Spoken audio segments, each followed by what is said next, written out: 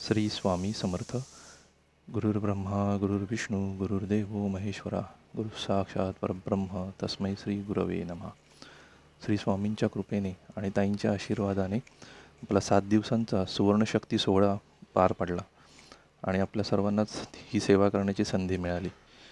माझ्या आयुष्यामध्ये हा योग मागच्या वर्षीपासून सुरू झाला.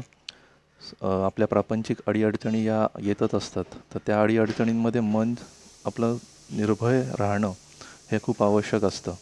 तर तो अनुभव मला मागच्या वर्षी सुवर्णशक्ती ध्यानामध्ये मिळाला आणि मन खंबीर राहिल्यानंतर अडचणींवरती पण मात करता येते, ही एक गोष्ट उमगली. आणि जसं आपण एखादा दिवा आपण लावतो, तो एखाद्या काचेमध्ये ठेवलेला असेल तर काचेवरची जी काही धूळ बसलेली असते किंवा काजळी असते वरची, तर त्यामुळे त्या दिव्याचा प्रकाश बाहेर पडत नसतो. पण सुवर्णशक्ती ध्यान हे असं आहे की आपल्या मनावरती साचलेली जी धूळ आहे किंवा आपल्या दैनंदिन जीवनामध्ये जे काही गोष्टी घडत असतात त्यामुळे मनावरती साचलेली एक काजळी आहे, तर ती काजळी दूर करण्याचं काम आज सुवर्णशक्ती ध्यानामार्फत होत आहे असं वाटतं. आणि त्यातून जो आत्मरूपी प्रकाश आहे तो बाहेर प्रज्वलित होऊन आपल्या दैनंदिन जीवनामध्ये त्याचा उपयोग होतो. अजून एक गोष्ट इथे नमूद करावीशी वाटते, ती म्हणजे की आपल्याला माहितीच आहे की अर्जुन कृष्ण यांचा एक रथातला एक चित्र आपण आहे. तर ते जे 5 इंद्रिय आहेत, 5 अश्व म्हणजे, तर त्याचा लगाम जो आहे तो मन आहे. तो लगाम आपल्याला श्रीकृष्णाच्या हातात, त्या परमेश्वराच्या हातामध्ये द्यावा लागतो.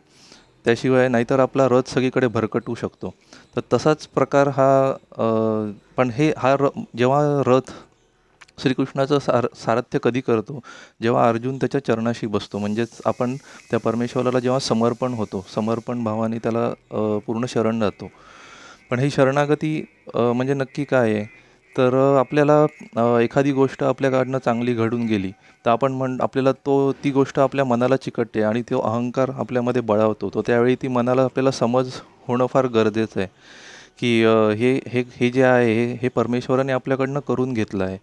तर नेहमी बघा, आपल्याला ताईंच्या मार्फत ताईंचं एक उदाहरण आहे की कुठलीही गोष्ट त्यांच्याकडनं गेली की त्या म्हणतात की मी एक माध्यम आहे. तर हा समर्पण भाव आपल्याला त्यांच्याकडनं शिकण्यासारखा आहे आणि तो शिकणं तर खूप आवश्यक आहेच, पण त्याच्याबरोबर तो आपल्या दैनंदिन आयुष्यामध्ये जेव्हा आपण प्रत्यक्षात तो अनुभवायचा प्रयत्न करतो तर तेव्हा मात्र तो थोडा कठीण आहे.